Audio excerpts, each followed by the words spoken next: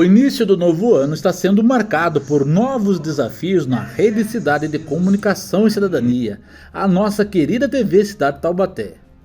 2023 mal começou e nossos colaboradores já estão com todo o gás, desenvolvendo um novo projeto, tirando do papel um sonho antigo.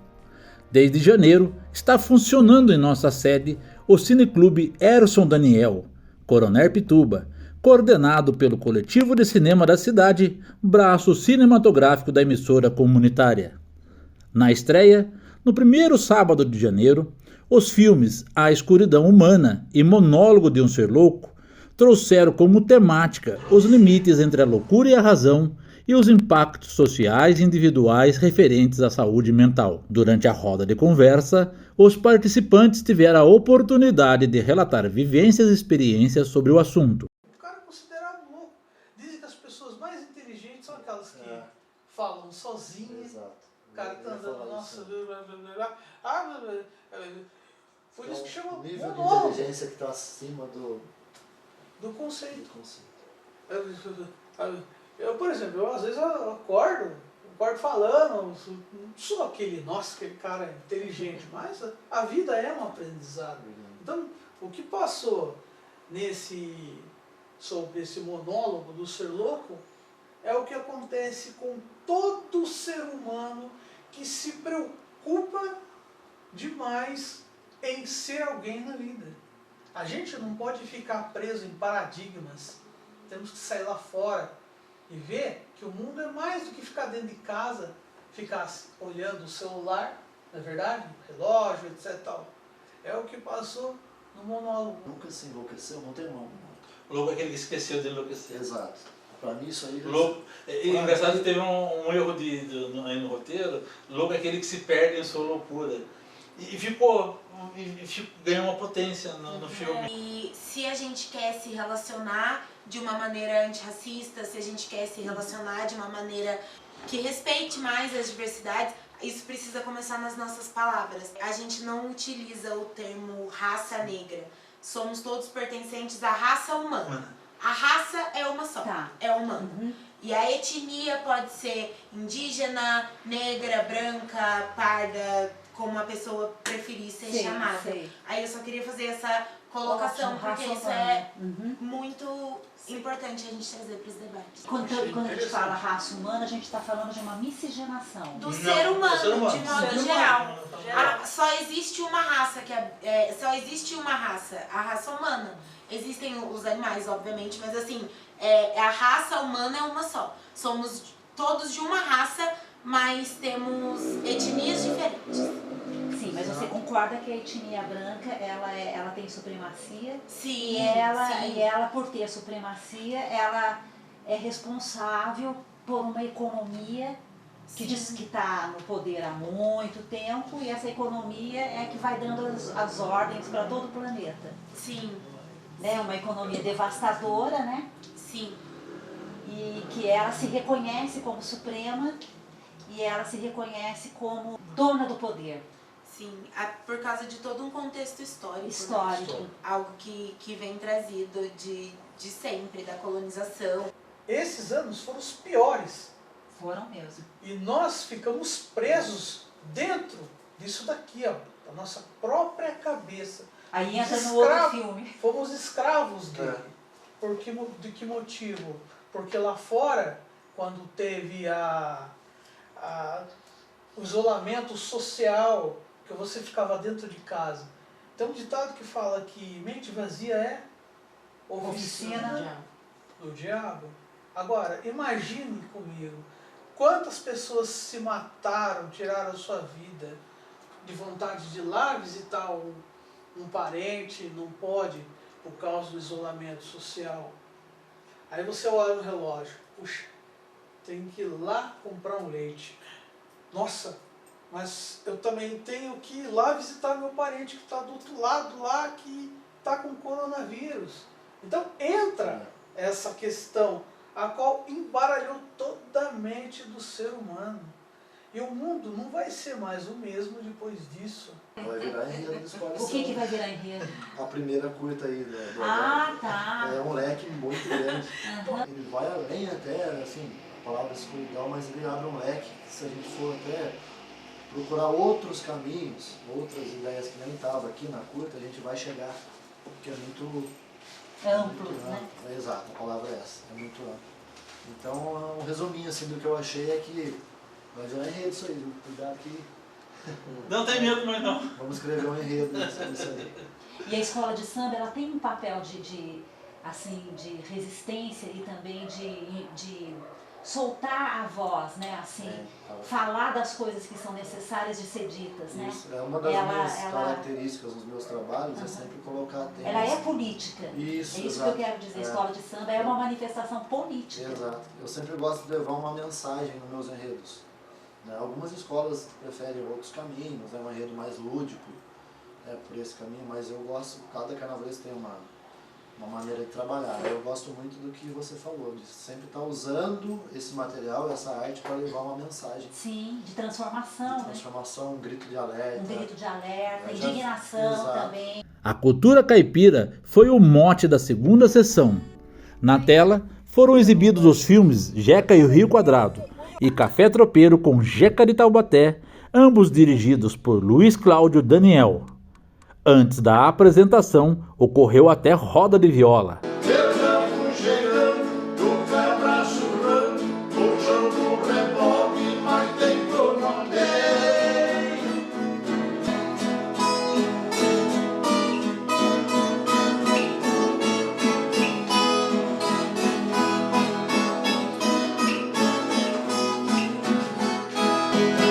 E assim ela se foi, nem que me se despedir. A charanga vai sumir lá com barulho.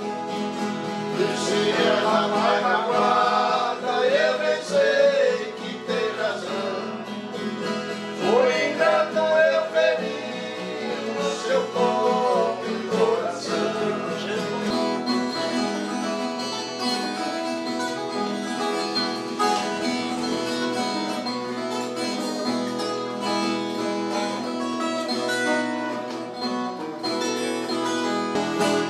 Viagem por muitos dias pra chegar em novo fim. Aonde nós nasceu amor, como a festa do viver.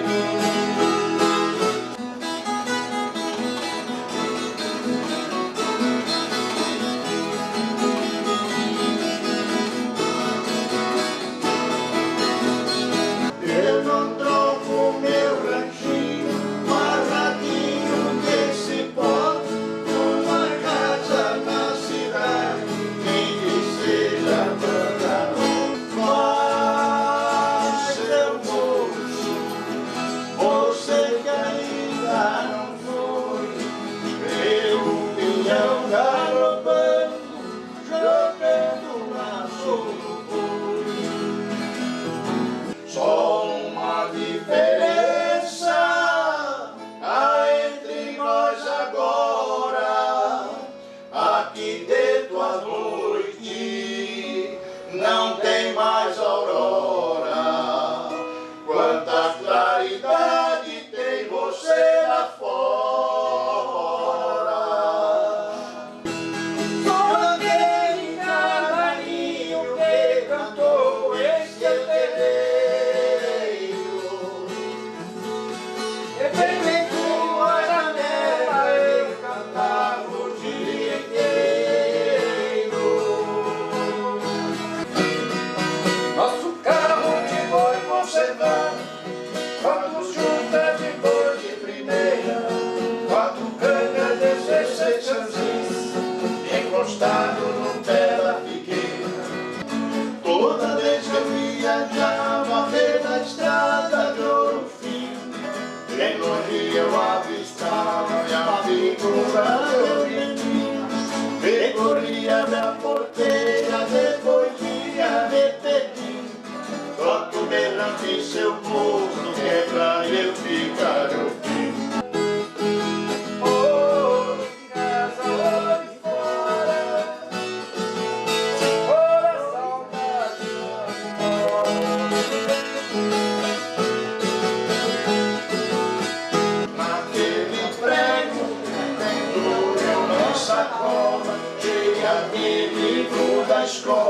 que vontade de estudar.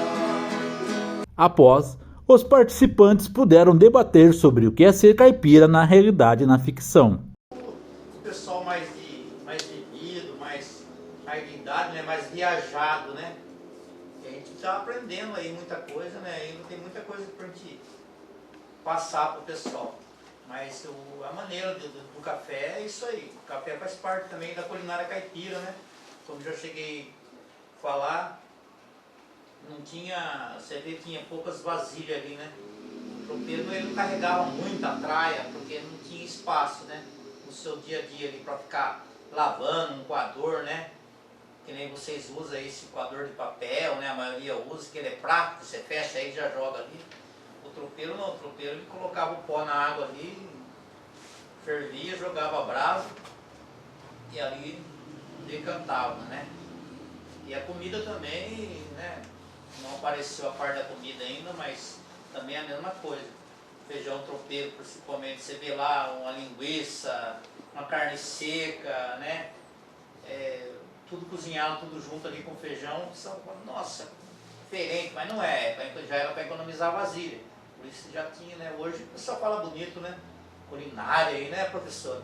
Professor de culinária aí. Mas era o dia a dia, eu sofri dos tropeiros, né? O meio do transporte antigamente era isso aí, né? O tropeiro vinha passando de propriedade em propriedade, né? Tem o Carlito que é família de tropeiro também, sabe dizer. E ali vinha pegando as coisas para trazer para a cidade, né? Aí na volta que ele trazia ali o sar e a querosena, né? A querosena que pouca gente conhece, era o combustível ali para clarear, né? Fazer os candeeiros, lamparina, lampião. Mas o dia a dia de tropeiro sempre foi assim, ó, debaixo de capa, debaixo de árvore, né? Que hoje não tem esses negócios bonitos que tem hoje, eles estão andando aí. Negócio, lugar para receber, lugar de... O pouso do tropeiro era no relento, né? Na beira da lagoa, né? Como tem a lagoinha lá, né? Então tinha que estar perto de água, né? Lugar bom, com água e sombra, para cuidar da tropa. Porque a frota, né? Do tropeiro eram os burros, né? As mulas, né? As coisas boas que eles tinham ali, não é? Não tinha hoje em dia que tem essas coisas bonitas aí, né? Que tô trabalhando até com um botãozinho já, né? Mas o dia a dia meu, eu vivo isso, né? Eu não tenho que ensaiar a maneira de falar, a maneira de andar, esse é o meu jeitão. Depende do lugar, a gente só muda a roupa, né? Porque tem lugar que a gente tem que colocar terno, né? Coisa que eu não gosto, né? Só quando é muito obrigado, né? Eu deixo o terno só pro último dia, né? O último dia meu na terra, aí vai colocar aquele ternão de madeira lá, né? Só que lá, né? Porque o terno mesmo no dia a dia, ele sufoca a gente, você põe no pescoço a gravata, aperta, né? Para você estar sendo enforcado. Mas eu sempre gostei de usar roupa larga, uma camisa xadrez, chapéu na cabeça. Não gosto de tirar retrato com ninguém sem chapéu. Né, professor? Até nas aulas lá com a professora eu gostava de levar meu chapéuzinho. E é meu dia a dia, né? Jogar o peixe na água, né? Não estudei para isso, aí é meu dia a dia. O pessoal deram uma modernizada em mim aí, de vez em quando dá uns puxão de orelha na gente, né? Para dar uma alinhada na coisa. E tem que ter muito cuidado quando a gente vai fazer um trabalho assim. Os palavreados da gente, né? Às vezes a gente fala coisas que não deve, né? E esse trabalho nosso aqui a gente faz de 0 a 200 anos, entendeu? Não é trabalho só para adulto e não é só para criança. Então a gente tem que ter cuidado com o que a gente fala e com o que a gente apresenta, né? Porque esse trabalho aí, professores aí têm pedido para mostrar em escola, né? E a gente não pode ficar mentindo também e ter cuidado com o que fala, né?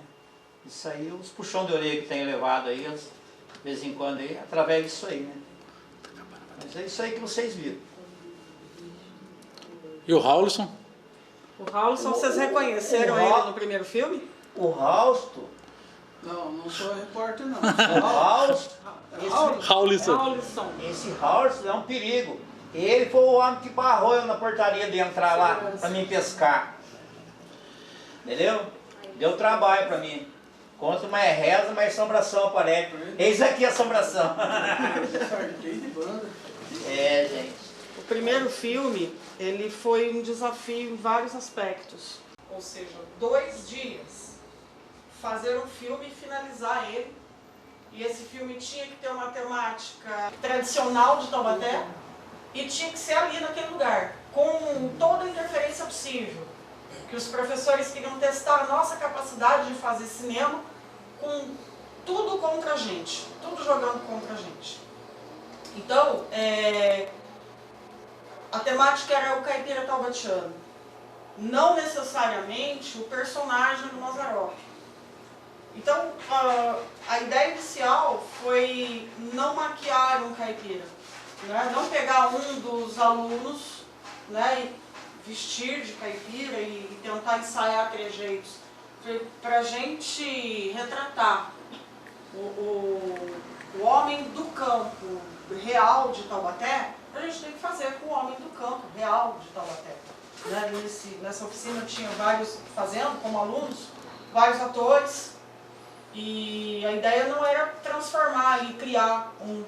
Foi pegar um de fora, né, que nem não estava fazendo o curso, mas quando a gente sugeriu o nome do Paulinho, do Paulo Lucindo, exatamente por conta dessa pureza que ele tem, que é a pureza do nosso caipira tradicional. Né? Como ele mesmo disse, ele não precisa ensaiar para falar, ele não precisa ensaiar para andar, ele não precisa ensaiar nas maneiras, né? Ele é isso.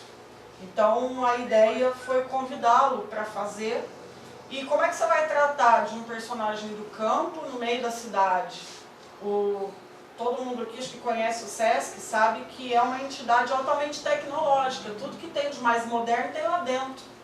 Então você tem uma oca, né, o palco, som, piscina, né, salva-vidas e tudo muito atual. Como é que você coloca o caipira nesse contexto? Como é que você põe um caipira tradicional, não um caipira ficcional, inventado, criado? Como é que você põe um caipira natural num ambiente totalmente avesso a ele? Né? E aí a gente ficou aí matutando o roteiro, né? Como é que a gente vai fazer?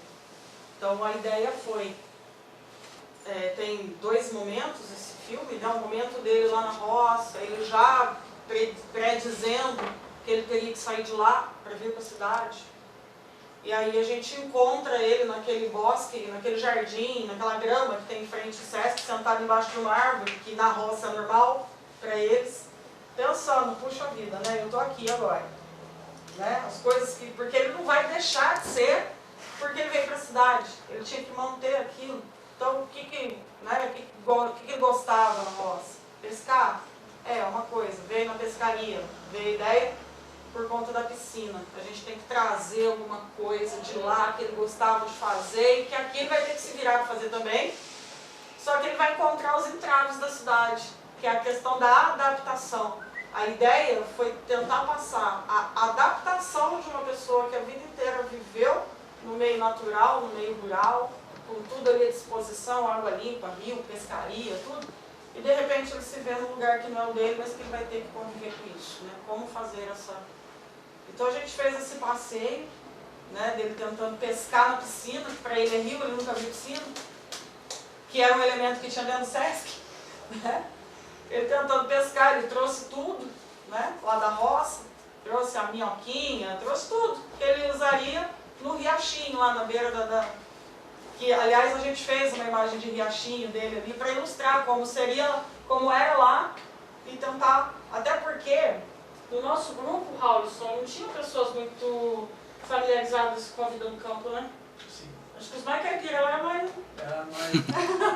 Os mais caipiras lá, então quer dizer... Né, até os professores, né, não tinham contato com esse meio. E foi uma loucura, porque a gente rodou esse filme num sábado. A gente começou 7, 8 horas da manhã, terminamos 5 horas da tarde, de fazer o roteiro inteiro. A única coisa que a gente fez depois foi aqueles takezinhos da zona rural, que a gente foi lá no sítio da Mãe Maria, né, no sítio da Dona Nazaré Seu B, até quem nos apresentou esse sítio foi o Silésio, né, e a gente acabou fazendo uma amizade bacana com a família, E lá eles têm a casinha de sapê, ela é real, ela tá lá, ela existe, é pra visita, eles adoram receber visita, né? Dona Zaira adora receber visita. Casa da benzedeira, né? E esse riachinho é o quintal da casa dela, que delícia! É o quintal da casa dela. Então unir esses dois universos num curtinha, e tinha tempo, tá? Num curtinha, unir esses dois universos, com criança gritando. Vocês viram que tem um momento que ele tá no carramanchão lá, que o som do palco vem e a gente não teve como sair dele. Tudo que a gente ia gravar, porque o palco estava ali perto, o palco estava atrás da gente, nas nossas costas. Então ali não deu para limpar mesmo. E a gente tentou, né, através de alguns recursos de Foley, se vocês repararem, ele fala pouco nesse filme. A maioria é diálogo gravado depois. Né? Ele caminha, são os pensamentos dele. Ele pouco fala, porque ele tinha falas, mas o barulho do Sesc, a gente só deixou aquele pedacinho do carramanchão porque não tinha jeito mesmo. Tinha a fala do salva-vidas, que não tinha como. O rapaz era de São José, não ia ter como vir de novo. Então foi um desafio. E o Raulson já é ator, fala um pouco, Raulson, dessa sua experiência lá. O Raulson a gente chama ele de herói, porque foi um dia de muito calor e ele ficou com esse terno preto o dia inteiro esperando a hora dele de contracenar na catraca com o nosso caipira. Fala um pouco, Raulson, disso. Aí o mais engraçado de tudo isso foi quando chegava a família e falou assim, né, eu tava lá com o personagem lá encarnado, aí a família chegava e falava assim, moça, onde fica tal lugar? Achando que eu trabalhava no Sesc. Só que não, tava ali. Aí eu pegava, olhava para a pessoa, como eu já conheço o Sesc há muito tempo, para mim é uma casa, para mim o Sesc, então eu já sabia, ó, fica em tal lugar. Ah, tá bom, moço, obrigado. E tem uma das cenas que a gente faz na portaria que é muito engraçado, que é a hora que as crianças estão chegando. E aí eu pegava e falava, você é corintiano ou São Paulino? A criança ficava assim, sou corintiano, então pode entrar. Corintiano ou São Paulino? São Paulino, pode entrar. Então a gente fazia aquela interação, justamente para acalmar a gente. Agora, em relação ao caipira, é uma coisa difícil hoje em dia. Aonde eles estão hoje em dia? Onde estão os caipiras hoje em dia? O caipira está virando um ser urbano, uma pessoa que está morando em partes de bairros. Onde estão os caipiras? Onde está a festa de São Gonçalo? Alguém aqui já ouviu falar da festa de São Gonçalo? Já ouviu falar? Então, cadê a folia de reis? Cadê a nossa cultura popular brasileira? Nós precisamos ressuscitar isso na nossa cidade, trazendo de volta o folclore do caipira no meio dos urbanos, que somos nós. Então a gente precisa o quê? Fazer mais trabalhos como esse para mostrar a nossa cultura taubatiana, porque nós temos potencial para isso. E, por incrível que pareça, participar desse filme foi muito bom. Eu vou entregar uma coisa aqui da Cláudia que eu fiquei impressionado. Ah, bem. Ai, que medo. Ah, não é tão ruim assim não, viu? No dia que eu montei o personagem, minha gravata estava desamarrada. E adivinha quem arrumou a gravata, deu um nó de gravata? Cláudia Mello. Não, a gente tem que ser produção, tem que ser tudo, porque éramos poucos, com um desafio, aqui, aí, sabe? Eu tenho toque com gravata torta e com nó de qualquer jeito. Sempre que eu vejo um, eu vou atrás de arrumar. Ajeitada. Mas eu tava sem gravata, minha gravata tinha desfeita. E aí ela pegou, não, daqui, puxou eu lá e deu um nó. Aliás, tiraram uma foto da gente fazendo isso, né? Sim. Tem uma foto dele. Tá lá no meu Facebook. Enforcando ele com a gravata. Não, ela mandou bem no nó da gravata. Mas então, aí hoje em dia, por exemplo, o Paulinho falou a questão da fala, certo? Nós caipira da roça, como dizia a minha avó, os meus antepassados, eles falavam muito das coisas que a nós fala. Só para você contar um caso para vocês, que a nós quando fala o caipira, aquele caboclo da terra, a nós fala com tanto gosto em explicar as coisas que a nós faz na terra, como o caboclo, como a pessoa que está lá na lida, lá com as enxadas, é muito bom, a roça. A nós na roça, nós temos as bênçãos de Deus, aonde a gente recebe tudo que Deus dá para nós da natureza. A nós tem água, graça, a nós tem até energia que Ele nos dá. Por que a nós vem morar na cidade, sendo que a roça dá tudo de graça para nós? A nós está aqui por uma coisa, por um objetivo, fazer com que isso aconteça sempre. Porque a roça, quem aqui é descendente de algum parente que já foi da roça? Olha que bacana, olha, a Pâmela lá, pessoal, olha que bacana. Quem que não é descendente da roça? Tem aqui, ó, nosso amigo aqui, que é o Juca Teles.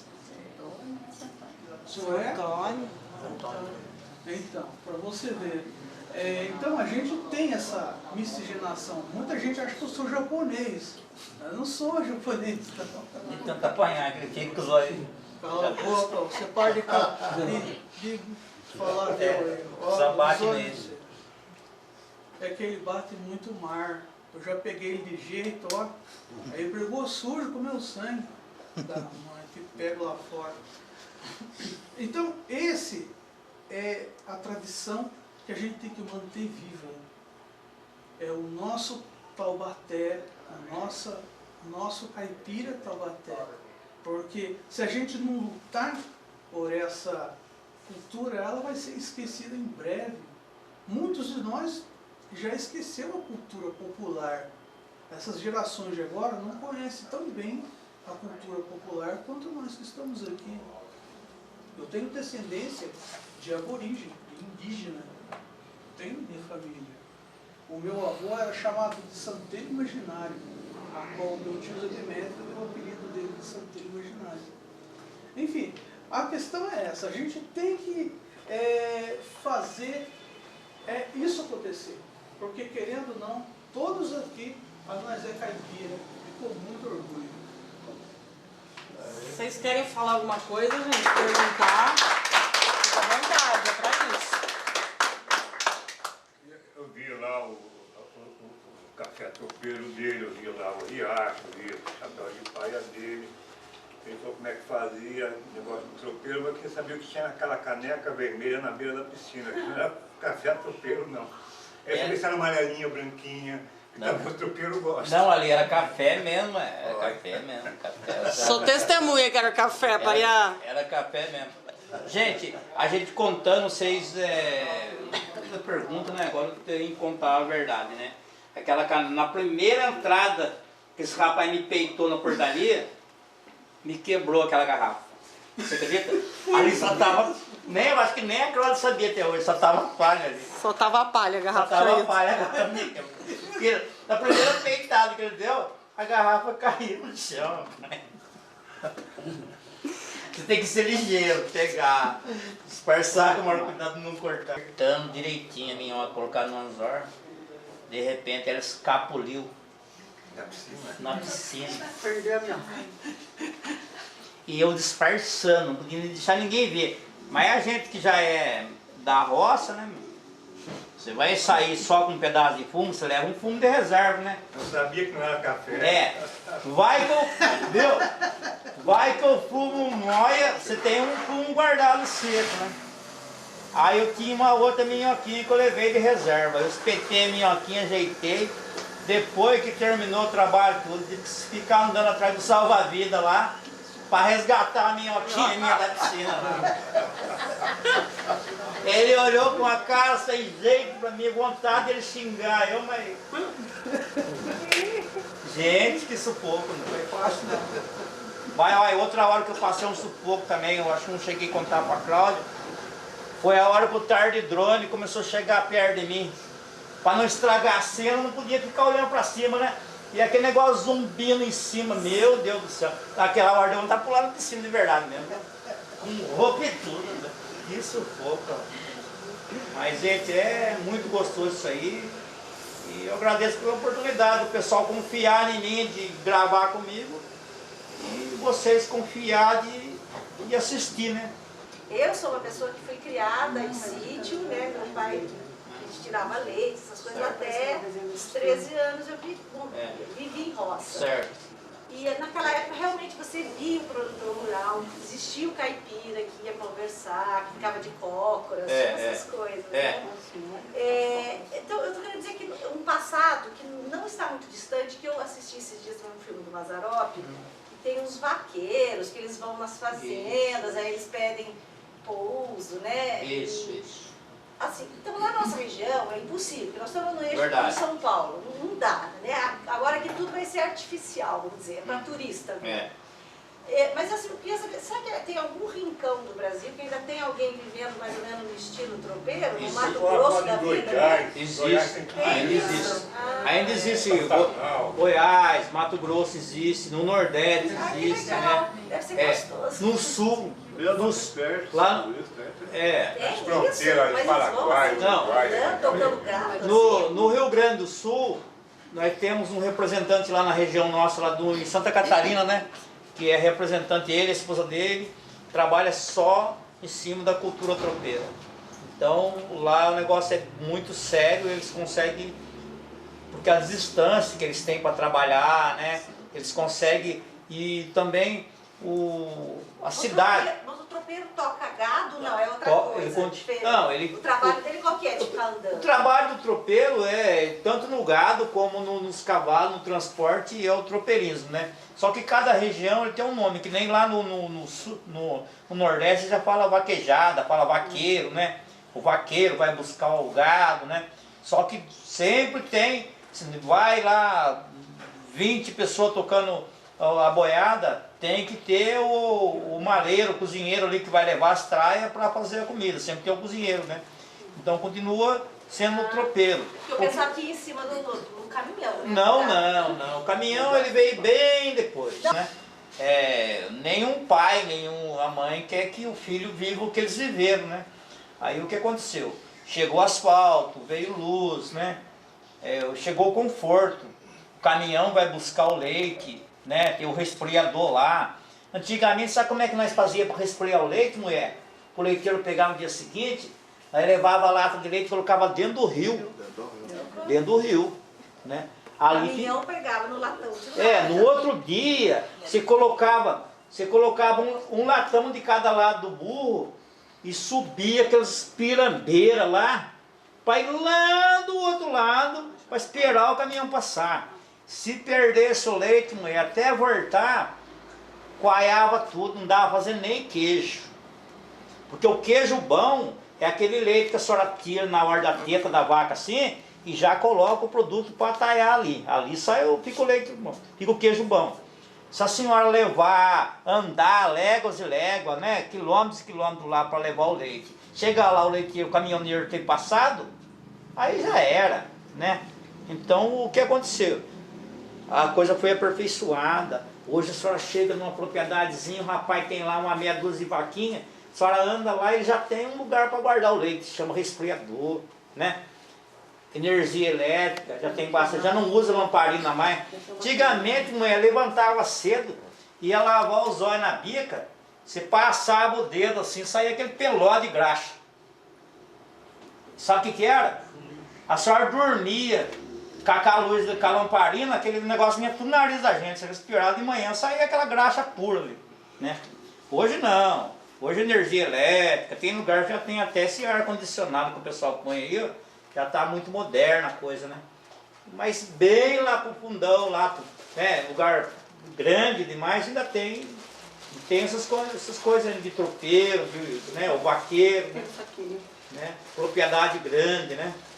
Então ainda tem, mas por aqui chegou o conforto e a gente vai lutando para poder conseguir contar a história, passar a história como era para os nossos netos, bisnetos, né, para os amigos. E estão aprendendo mais aí com o pessoalzinho mais que nasceu antes de mim aí, vai ensinando mais coisas pra gente aí, vai indo. Fala aí, você olha pra ver? Não, que isso, rapaz, que isso, rapaz. Uma coisa... Você já teve a minha idade, pra mim ter a sua não é fácil não, velho. Pé no pilão, né, que não é fácil. Pó, hein, paçoca, rapadura, né? Ainda é feito de forma artesanal. É artesanal. Tem um amigo nosso aí que ele faz a rapadura no fundo, lá na casa dele lá. Tá chão lá, ele moe a cana nesses engenhinhos de mão ainda. E faz lá a rapadura dele, faz o açúcar dele, entendeu?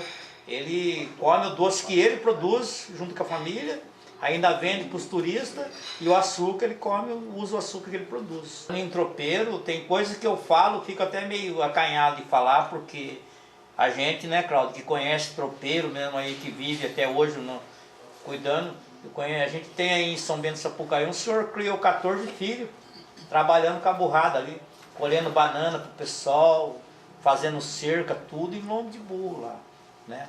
12, 15 burros subindo, aqueles morros, subindo, descendo, trabalhando com aquilo lá. Então, é o caminhão deles, né? É o caminhão que eles tinham ali naquela época, né? Hoje tem 4x4, um monte de coisa aí, né? Mas o 4x4 antigamente era o orelhudo lá, o burro mesmo.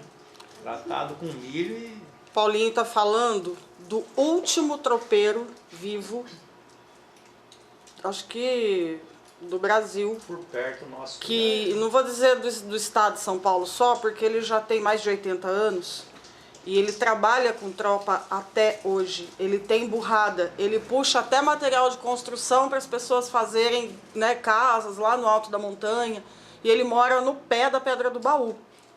Ele ainda vive disso, ele não sabe, não dirige carro, tudo para ele é cavalo e muares, né, mula, burro, e tudo. Ele ainda vai no mercado, porque ele mora na Pedra do Baú, ele vem para a cidade ainda na montaria, faz as compras, leva no jacá para casa dele ainda. Ele é o último. Globo Rural vive fazendo matéria com ele, seu manezinho tropeiro. Então, se alguém quiser conhecer ainda, ele adora receber visita, viu, gente? Mora no pé da Pedra do Baú, em São Bento do Sapucaí. Se alguém quiser ir lá, é só combinar que nós tá subindo a serra. Esse aqui adora ir lá. Esse tempo atrás, eu lembro lá que eu junto com o Serginho tá aí, né? O Serginho teve lá, né, Serginho? Muito bom, ele mesmo inventa os versos dele para tocar a moda de viola. É violeiro, poeta, tropeiro, né? Muito, muito bacana. É uma volta no tempo a casa dele. Toca catira, toca tudo. Isso é importante, né? Catira. É bem raizão mesmo, sabe? Raizão, né? Você fez uma pergunta em relação a lugares que ainda se existe pessoal caipira e tal. No Vale do Paraíba tem também. Eu vou citar uma cidade, Natividade da Serra. Lá, eu estou participando agora de um filme chamado Noriega, que é um filme de Bang Bang com a WJN Filmes, meu diretor J. Carlos. O que acontece? Esse Noriega, ele foi gravado na Natividade da Serra.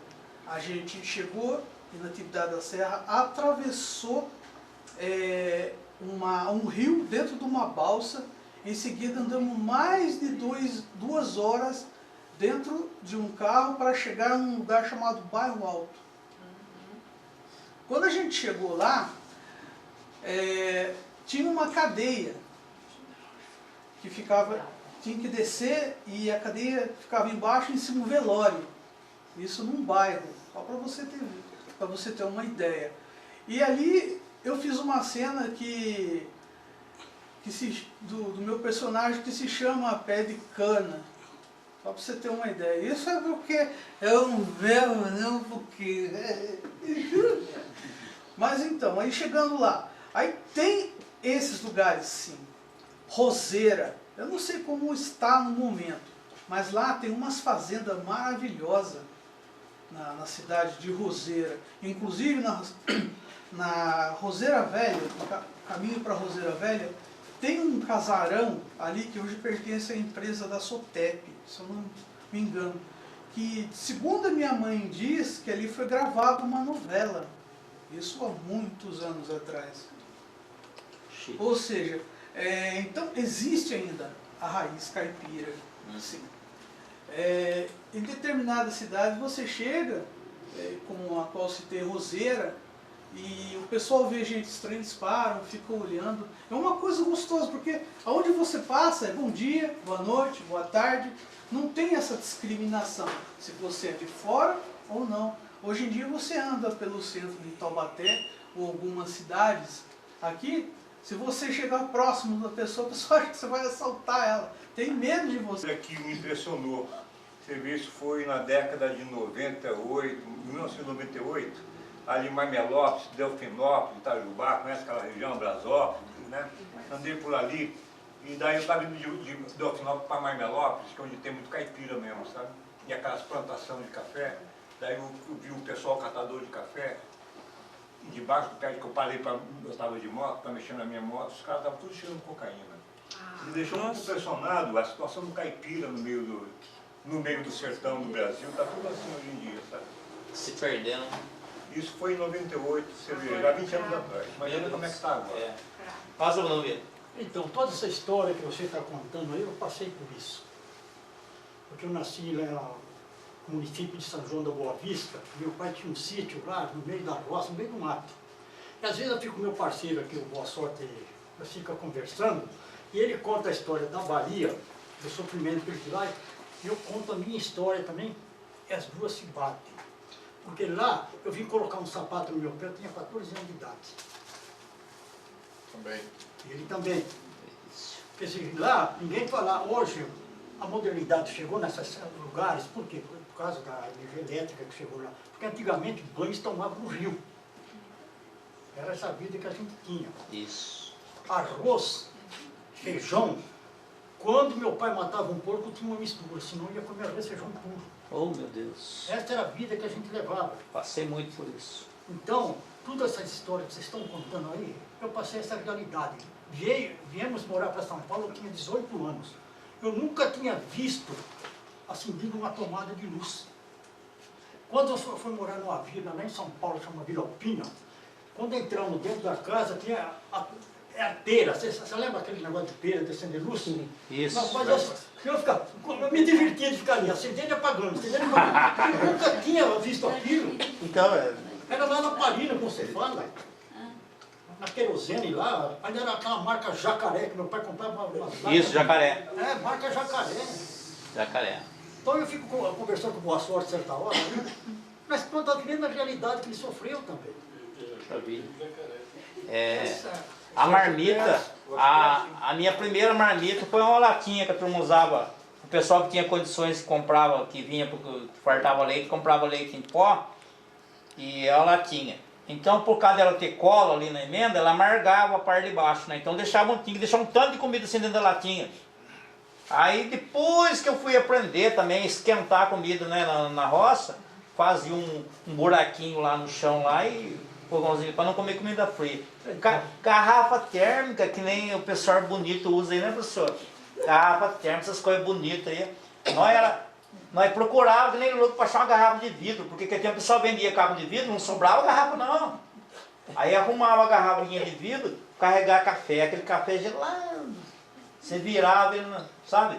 Quando parecia um Guaraná lá naquela região ali o pessoal tinha, pensa que o pessoal abriu o Guaraná assim, enchia a caneca do pessoal, não. Fazia um buraquinho, para cada um dar uma chupadinha. Aí você fazia aquele buraquinho e dava ar, né? Bebia pouquinho, para poder dar para a família inteira.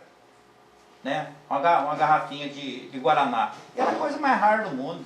Eu quando fui tomar esses refrigerantes que a turma toma aí na cidade, queimava até a garganta.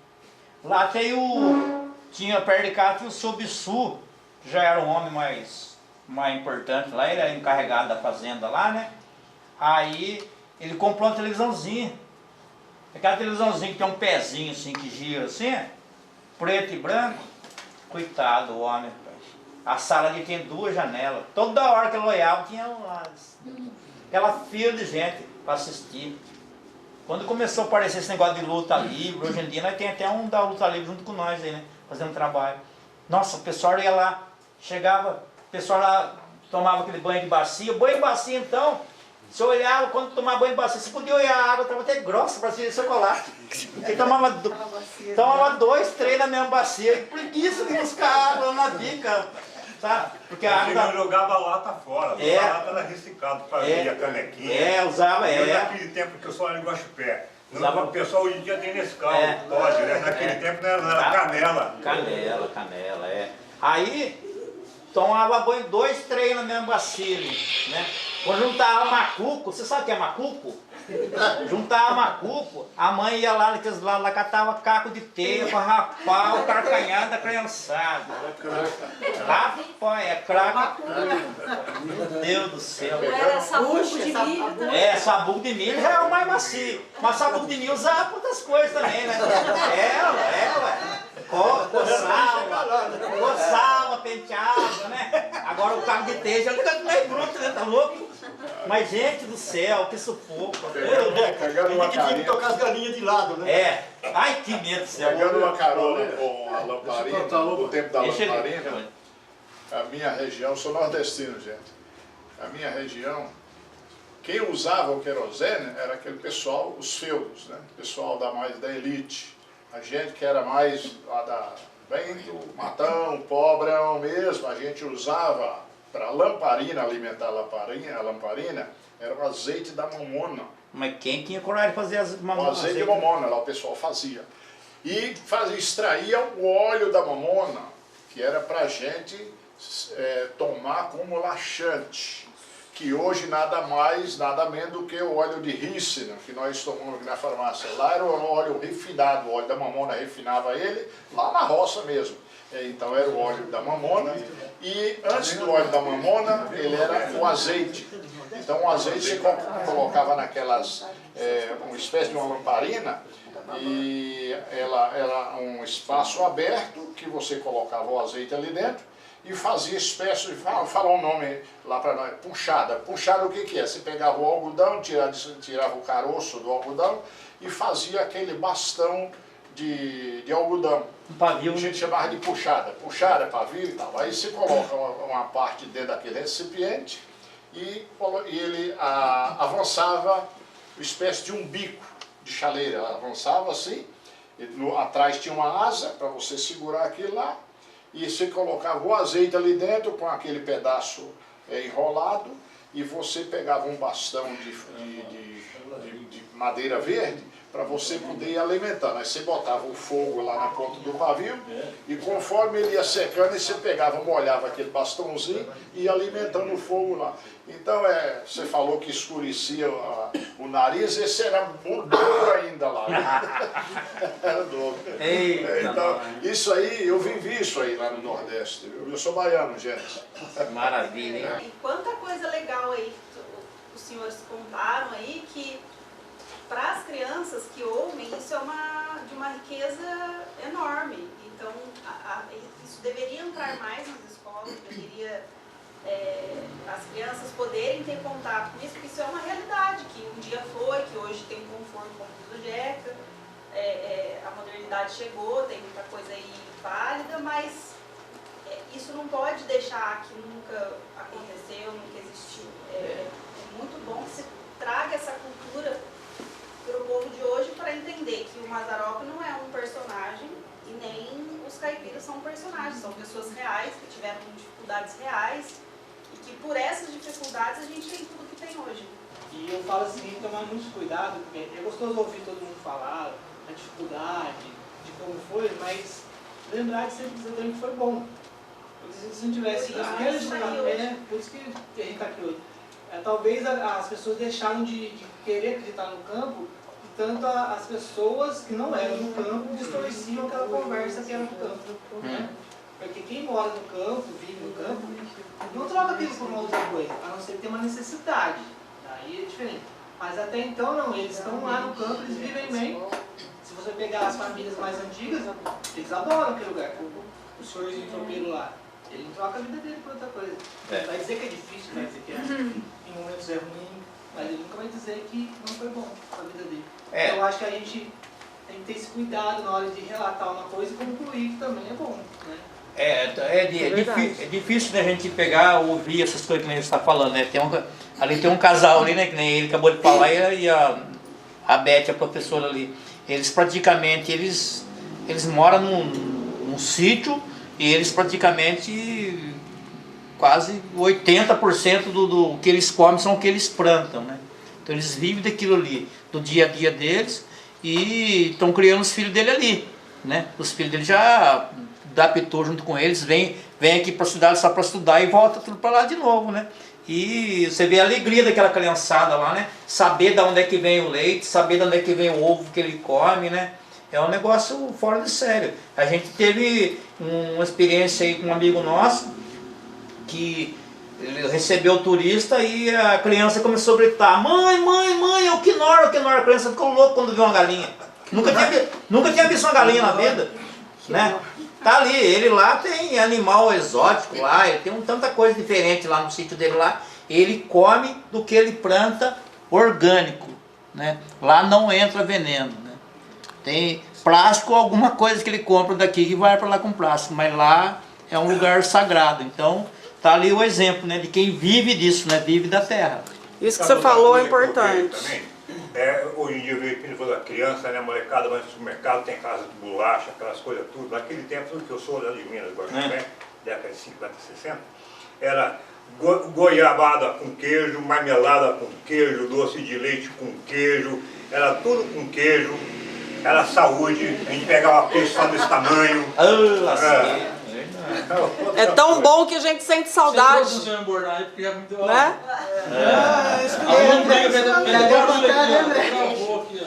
Isso que você falou é importante. E é tão bom que deixou saudade, né? Deixou saudade e a gente tenta resgatar isso de várias formas.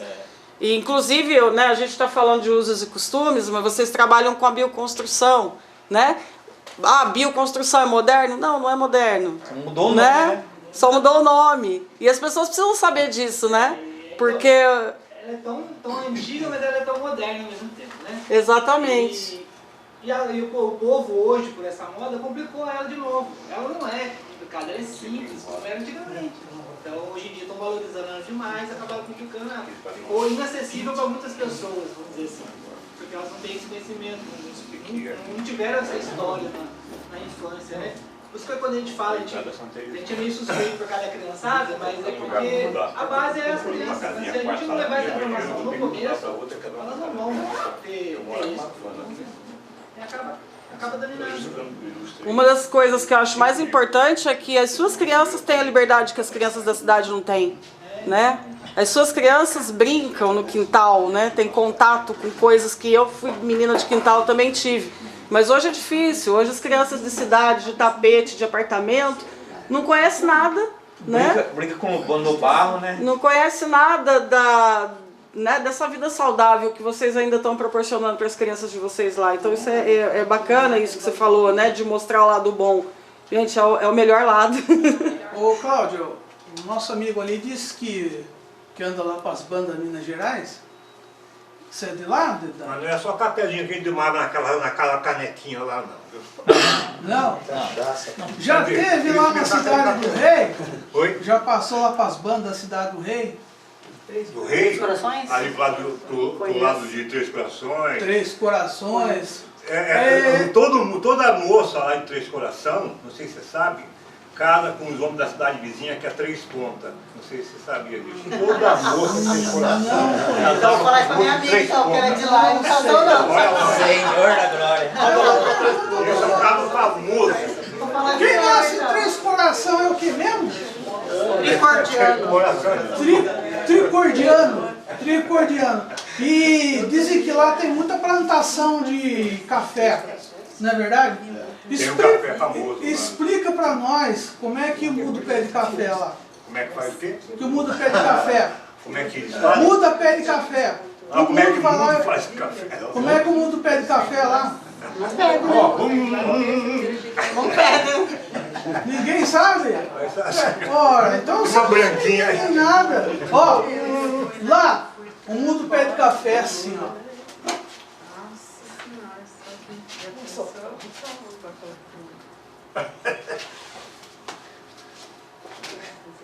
Assim que muda pé de café. Já entrou no terreiro de café? Terreirão de café? É ator, gente. Ele né, é ator. É ator. Ele é atormentado. Atormentado, não tem problema, não é normal não. Era 5 terreiros. Daí você soltava água naquele corrimão para soltar o café lá. Mas o cheiro, alguém chegou perto do terreiro? Lembra do cheiro que tem? É danado. Eu vivi na roça há 20 anos. Depois saí para o serviço público. Né? Então a gente tem experiência. E tem experiência de educação, porque o caipira que nós falamos, o universo dele é outro. Isso é verdade. É de outro universo. Tem outro universo. Um dia um moço, ele trabalhava na firma aqui, então ele chegou e falou para mim, você que toca viola? Falei, eu toco viola. Quanto tempo você estudou? Daí eu falei, você toca violão? Já fui o casal para funcionar. Daí ele falou, não, eu sei, eu estudei na Fio Camargo aqui, 7 anos. Eu digo, poxa vida, naquele tempo eu cobrava, né? Daí falei, olha rapaz, gastou bastante, né? Ele falou, sim, eu gastei bastante. Eu digo, pois é, eu vou contar para você que eu não gostei nada, eu não gastei nada e toco o violão para você ver. Aí ele pegou, então faz favor, toca. Daí passei um pouco da viola para ele. Eu quero que você dê aula por mim. Tá vendo? Aí, e resultado, ele fez aula um bom tempo comigo e hoje ele está na Itália, tocando violão e viola. Comentou aqui, ainda existe na cidade de Taubaté, Divisa Lagoinha, Redenção, Natividade. Então pessoas que tão saudosistas quanto nós, né? Porque tudo isso que vocês falaram, que nós falaram aí, são coisas que vêm do coração, então esse saudosismo tem. E não existe na cidade de Taubaté que não seja caipira. Só os que estão nascendo agora, tá? Do resto é tudo caipira mesmo. Então, até puxando por um lado, o grande sucesso dos Sertões de Taubaté foi exatamente isso. Porque eu simplesmente estou mostrando uma linguagem que vocês já conhecem, ou viveram, ou os pais que vocês passaram para vocês. Então essa riqueza da cidade de Taubaté, ela por ser a cidade mais histórica que existe no Brasil, então tudo que você pensar no Brasil tem a cidade de Taubaté. Então, isso tudo tem nos Sertões de Taubaté. Além daquilo que vocês falaram aí, tudo na canequinha, sei lá, nós temos um museu que tem tudo isso na cidade de Taubaté, que fica na zona rural, né? Certo. Antes da lamparina, a candeia, né? Ele falou sobre o óleo de azeite, a gente tem a candeia no nosso museu que mostra toda essa riqueza. Então aquilo que você não consegue ver a pessoa na prática, se você for no museu rural, você vai ver tudo isso aí, tá? Então, está se chegando ao fim disso, e como diz o Roberto Carlos, a chaminé do progresso não pode parar, tá? Não vai parar mesmo, é besteira para a gente achar que vai, mas essa cultura, essa educação, esse respeito que tem para o homem do campo, ela é muito grande na cidade de Taubaté, tá?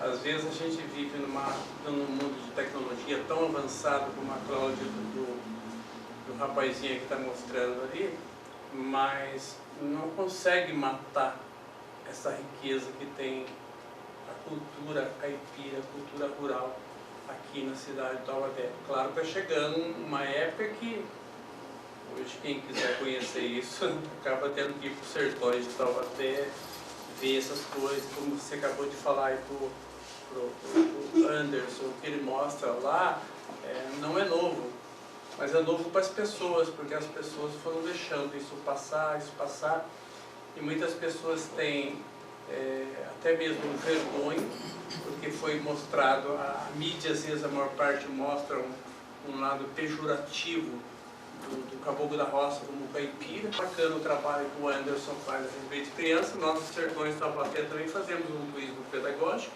E quem são nossos parceiros? São a Escola Rica de Taubaté.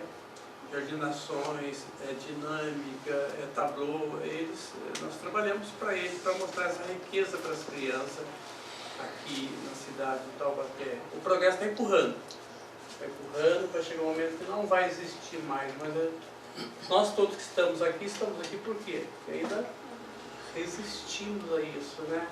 Mas são poucos, né? A história taubatiana, a partir da segunda metade do século XIX, foi o enredo da obra Frei Caetano de Messina, os 42 dias que mudaram a história religiosa e social de Taubaté, exibido na terceira sessão. A animação, produzida pela Caipira Filmes e coordenada pela diretora Cláudia Mello, fala sobre a passagem do religioso franciscano pela cidade e do legado que perdura até os dias atuais. Após os créditos, o público conversou sobre a influência religiosa na sociedade local. O missionário ficou de joelhos e pediu perdão ao povo, perdoando também as ofensas recebidas. A quarta sessão apresentou um tributo à Turma da Mônica e à obra do artista Maurício de Souza, com a exibição do curta-metragem O Plano Perfeito, elaborado pelos diretores Rodrigo Monteiro e Wesley Madonna, junto aos estudantes da Unidade de Ensino Integral Professora Tereza Vilarta Gonçalves, localizada no bairro Parque Três Marias, em Taubaté. Depois do filme, o diretor pôde contar como foi o processo de criação e confecção fílmico que movimentou toda a comunidade escolar. Corre, Cascão! Mônica, espera!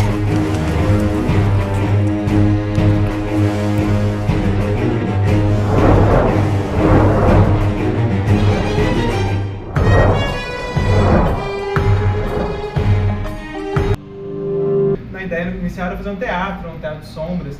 A gente foi assistir, como eu já estudava cinema, já gosto muito dessa área. Daí eu falei para eles, nossa, por que a gente não faz, ao invés de um teatro, então a gente não faz um curta-metragem? Eles super toparam. Daí a gente começou a criar o roteiro dentro da realidade escolar, ele mesmo, que se passava tudo dentro de uma escola, a Turma da Mônica estava indo para uma escola, então aproveitamos os gêmeos que nós tínhamos para fazer o clone do Cascão.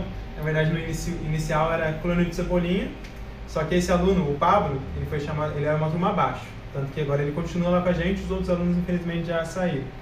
Daí eu convidei ele para fazer o teste, né? Que a gente fez um teste de um vídeo. Daí falando para ele, qual personagem vocês querem fazer? Então eles iam para casa, estudavam o personagem, liam os gibis também, que a professora lá de estudos trouxe alguns gibis também para eles conseguirem também ter acesso a isso, né? Incentivar a leitura deles, da obra do Maurício de Souza, que às vezes pra gente é tão presente, mas para eles muitas vezes não chega. Daí eles leram os gibis. Vocês leram o gibi do Turma da Mônica, aliás? Eu não vi. Nunca viu? Eu vi só nos filmes, eu tenho livro. Você tem livro? Ah, é legal.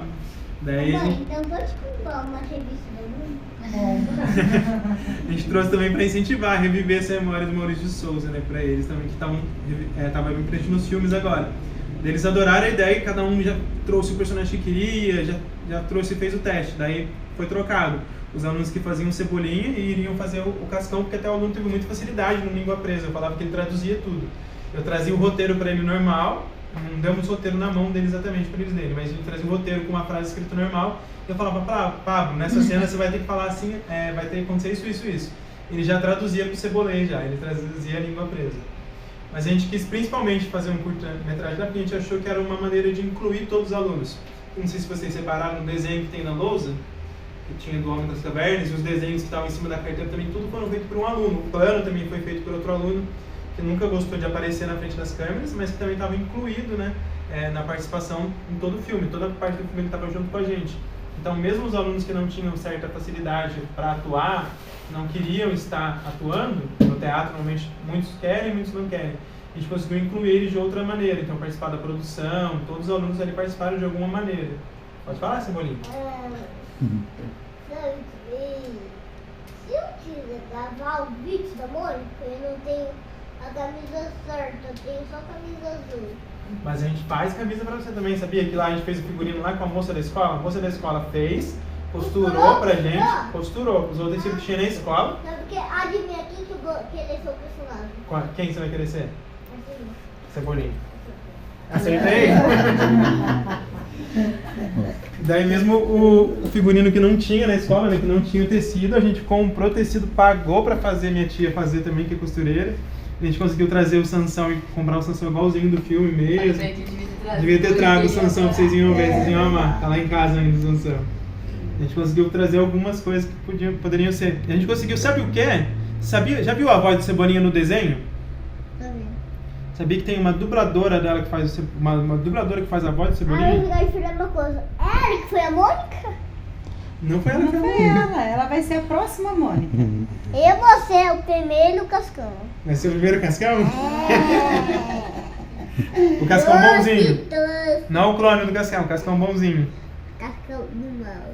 Cascão do mal. Vai ser o bagunceiro, então. Vai roubar o Sansão na Mônica. E você, Mônica, o que você mais gostou do filme? Você gostou do filme primeiro? Gostou da Mônica girando o Sansão? Eu também gosto desse cartão, o Cebolinha. Cebolinha? Vocês querem participar da próxima produção, então? Tá bom. Mas foi isso, foi uma maneira de tentar incluir todos os alunos que eles participassem e foi uma... Oi? Quem vai ser os dois cascãos e quem vai ser o que, sabe, que tá com a camisa vermelha e colocou o Franjinha. o fãozinho. A gente chama outros alunos lá na nossa escola também, faz amizades.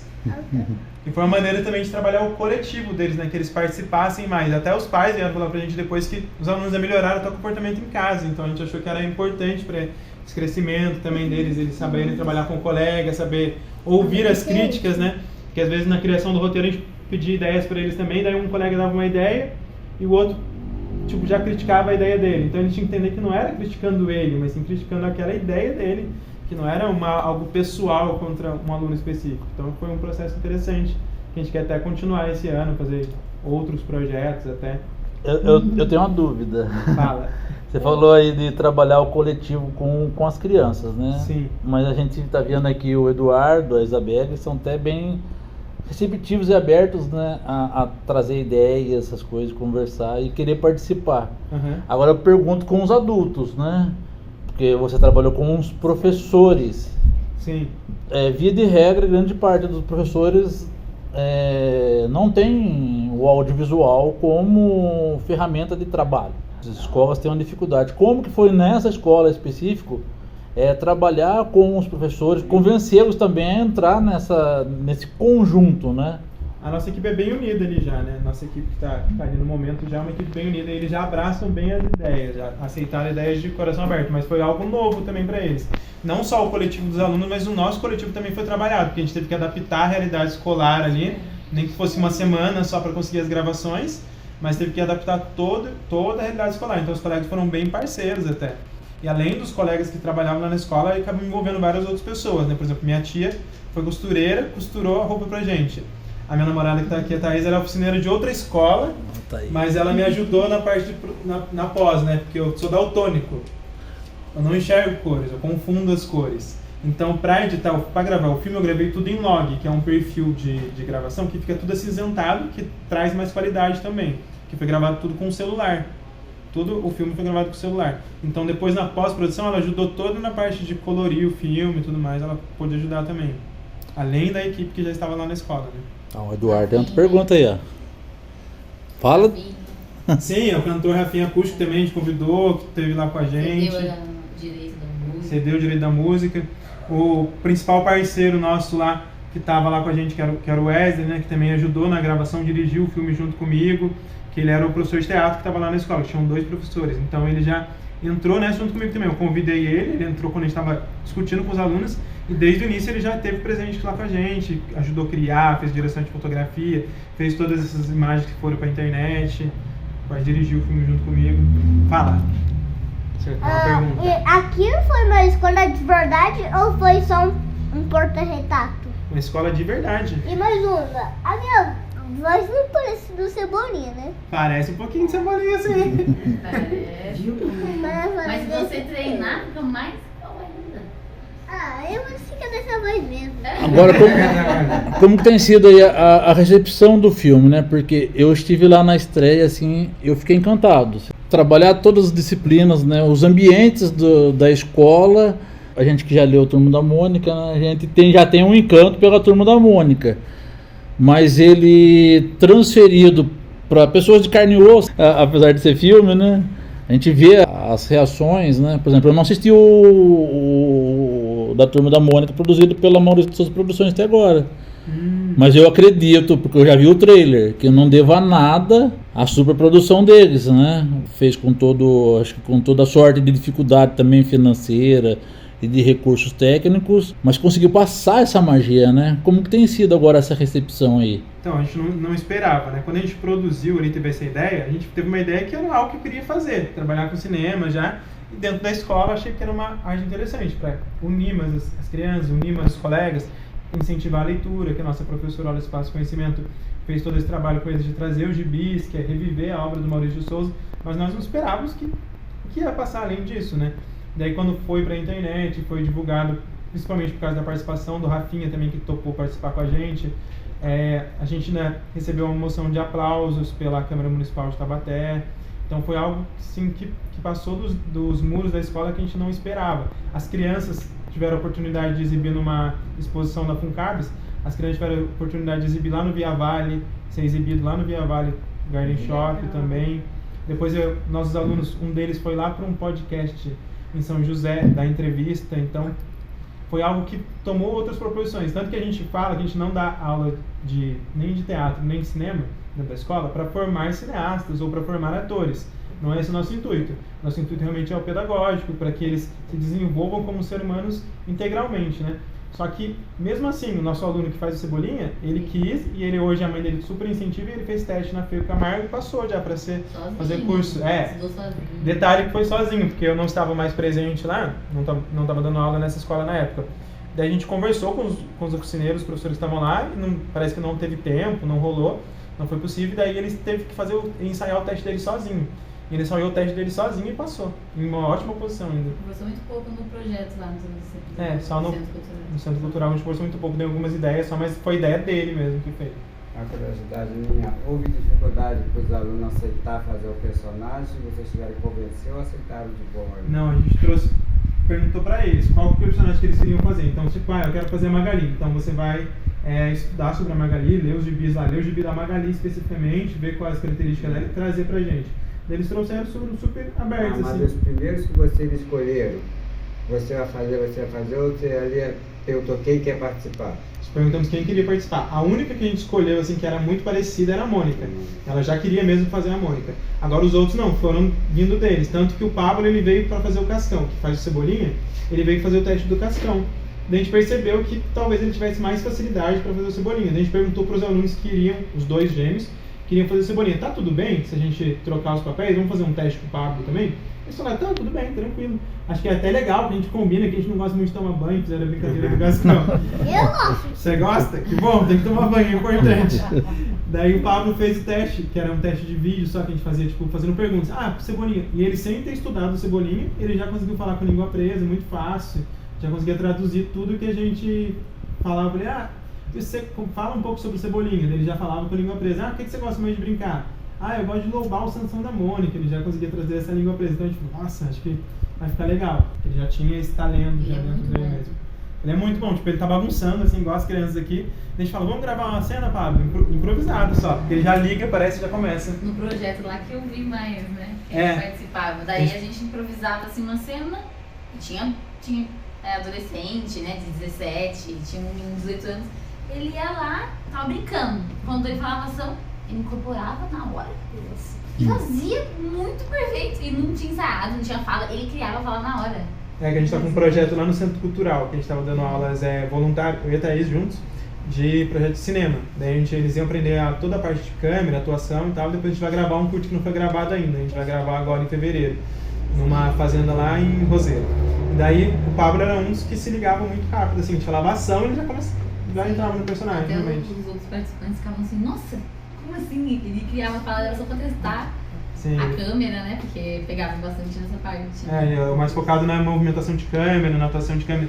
Daí depois desse projeto eles se interessaram tanto pro cinema, e achei que isso era tão importante pra eles, porque essa parte era mais atuação. Depois o projeto que a gente fez foi tipo de dar aulas de cinema para eles mesmos. Eles aprenderam movimentação de câmera, como gravar, estar na frente das câmeras e atrás das câmeras. Roteiro, tudo isso eles aprenderam nas aulas lá, e daí foi algo que foi bastante interessante para eles. Quando eles conseguiram levar isso até para o CICTED, que é um congresso internacional da Unital, E a gente recebeu o prêmio de primeiro lugar sobre as aulas de cinema com a Turma da Mônica também. Já convenceram a prefeitura então a implantar em toda a rede o audiovisual e cinema a partir disso? Isso seria interessante, né? Mas ainda não. É um projeto que a gente tem vontade, até mesmo que fosse alguns professores que dessem aulas em várias escolas, né? Que acho que é importante. O cinema é uma arte importante, que trabalha o coletivo, não só...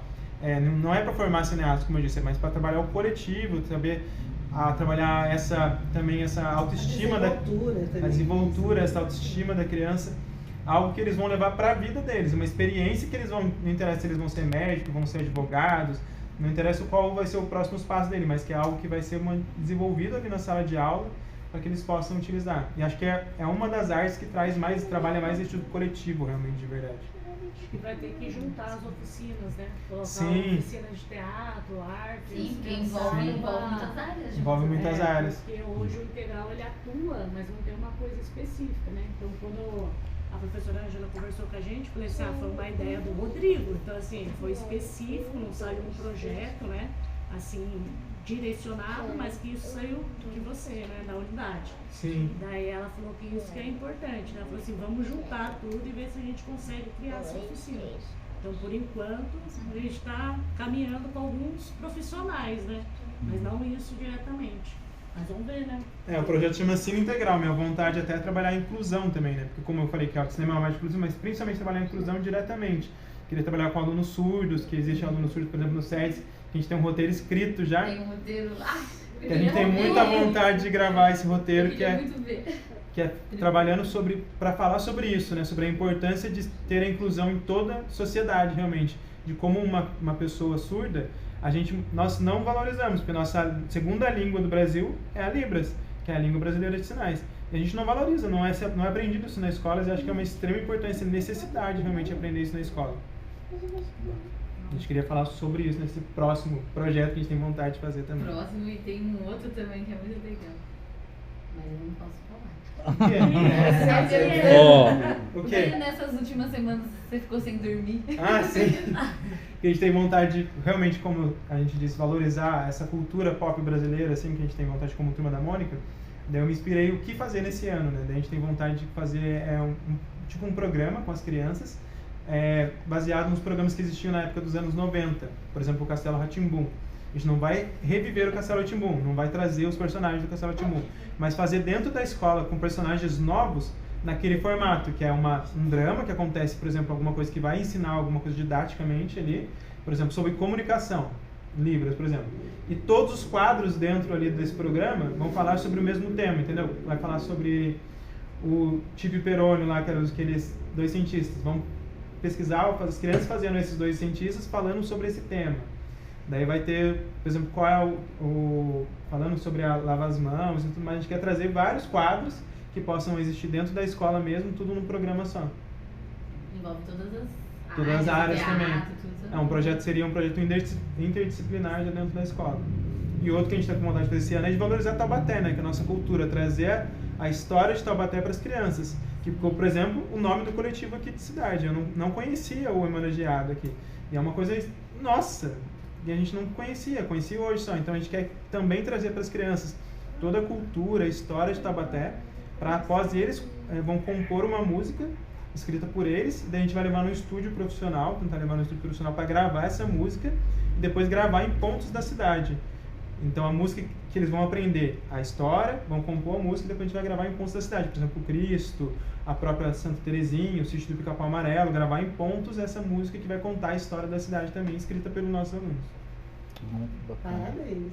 A gente tem essa vontade de contar a história de Taubaté realmente e valorizar a nossa história. Né? Rodrigo, quem quiser assistir aí o filme, onde que ele está disponível, vai ter novas exibições? Novas edições a gente não tem datas ainda, mas por enquanto está disponível no YouTube, no canal da OI Três Marias. Tá lá, curta-metragem de Turma da Mônica, O Plano Perfeito. Bom, quem quiser procurar o Rodrigo para poder fazer novas exibições, aí faz uma listinha lá, marca uma data e a gente marca aqui no Cineclube para fazer, por favor, fazer novamente. Por favor. Legal, muito obrigado, André, pelo convite mais uma vez. Principalmente se tiver bastante criança. Sim, dá para trazer escolas até, a gente consegue trazer alguma escola aqui para vir assistir também, seria interessante. Hoje nós tivemos a Isabelle, né, Isabelle? Dá um tchau aí, Isabelle. Olha lá, e o Eduardo. Olha lá, ó. o Cebolinha, né? E a Mônica, né? Como que Já a Mônica vieram faz? aqui. Como que a Mônica faz? Ela, viu? A tela do Cineclube foi descortinada na 5ª sessão para receber a carta, produção inspirada na encíclica Laudato Si, documento do Papa Francisco em favor da preservação da natureza e do consumo sustentável. Ele é composto, o tamanho dele é 42.372 hectares de terra. Cacique Dadá, voz dos indígenas. A exibição foi promovida em parceria com o Lar Escola Santa Verônica, Comissão Sociotransformadora da Diocese de Taubaté e o movimento Laudato Si.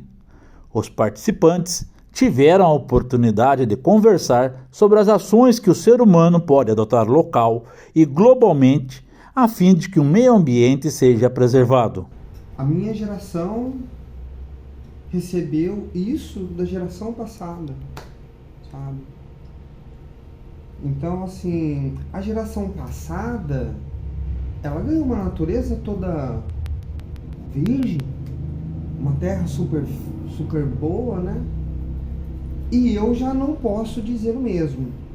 Então, isso aí foi, assim, uma representatividade da injustiça que ela extrapola o social. Tá entendendo? É uma coisa assim... uma coisa mesmo assim, extrapola você chamar ele de irmão, porque quem vai nascer há 50 anos não é meu irmão, mas como é que eu vou deixar isso aqui para ele, né? Então isso daí, ela dizendo isso, chocou a realidade. Falei, puxa virgem, é mesmo, mano, olha, como é que a pessoa ganha um presente tão bonito e não passa adiante aquele presente, né?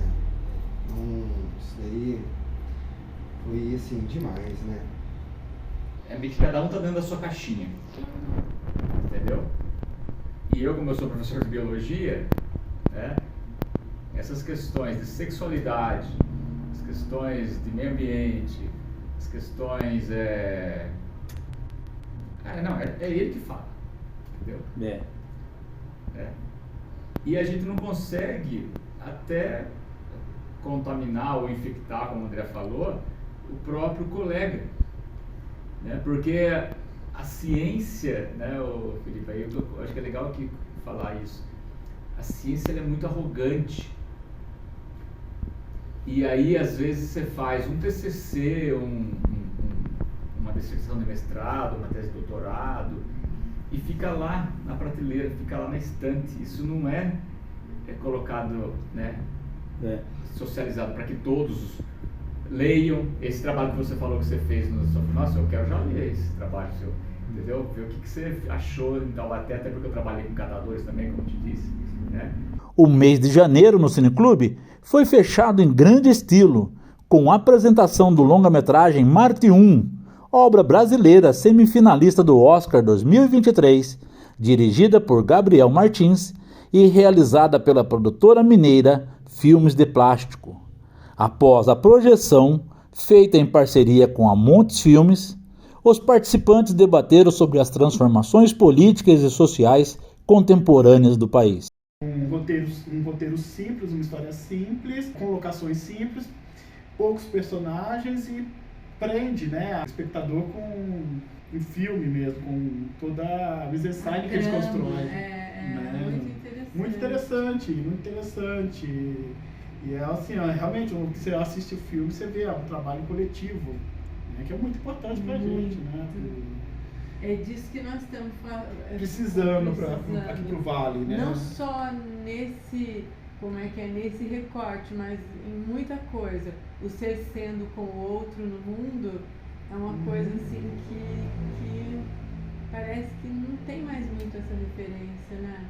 Sim. Tá na hora da gente reconstruir. Exatamente. Dessa vez vai ter que... Quando começou a estourar tudo, a coisa do golpe, etc., eu tive uma fala que eu falei assim, agora virou meio banalizada, mas eu disse assim, teve excesso de carnê da Casas Bahia e falta de Paulo Freire. Daí o Paulo Freire virou os bolsonaristas até não sabem que ele morreu, né? Vocês têm visto. Então quer dizer que banalizou essa coisa do consumo, não sei o que, mas assim, eu fiz uma síntese assim do nada, eu falei, olha, faltou Paulo Freire e teve excesso de carnê da Casa Bahia, por quê? Foi o consumo pelo consumo, sem nenhum tipo de questionamento, ou assim, como se não houvesse amanhã mesmo, né? Agora espero que a gente não esqueça disso, né? Sim, isso eu acho que agora, com esse novo governo agora, é o momento da gente refletir, né? Trazer pra gente a reflexão do que... Da necessidade do outro. Da necessidade do outro, aquele sentimento de coletivo, tirar aquela coisa do individualismo. Isso. Porque ao longo desses 4 anos eu percebi que as pessoas se tornaram muito individualistas. Né? Foi por conta de um discurso de ódio mesmo, né? que foi ao longo construído desde do golpe até a eleição dele em 2018, foi construindo um discurso individualista. Porque eu trabalho e o outro que não trabalha tem direito a isso e eu não tenho, tipo assim, né? Esse tipo de discurso assim, individualista, mas as pessoas não pensaram na questão do coletivo, de que a gente vive numa sociedade que tem muitas carências e que se a gente não ser aberto à comunidade, ao coletivo, a ter esse sentimento comunitário, coletivo, a discrepância vai estar cada vez maior. E a desigualdade não precisa, não precisa de soldado, nem de polícia, não sei o quê. Basta dividir um pouquinho a renda que não vamos precisar mais de soldado. Exato. É você construir a gente pensar em construir um modelo de país que seja para todo mundo. E não apenas para 30 mil pessoas. Porque esse que é o problema, que isso daí já é histórico, né, no Brasil. A gente já, desde quando o Brasil era colônia, era sempre aquele pensamento individual, né, com poucos querendo mandar em muitos e a favor deles. Essa coisa da exploração do imperialismo, você vê que só vai trocando de mão. Assim, trocando de protagonista, usar uma coisa. A relação opressor-oprimido é sempre do colonialista ou da colônia e o resto. As projeções irão continuar no Cineclube Coronel Pituba. Produções locais e nacionais já estão programadas para agitar as noites de quartas-feiras e as tardes de sábado na série da TV Cidade, em Taubaté. Acesse as redes sociais da emissora e do Coletivo de Cinema da Cidade e fique por dentro da agenda.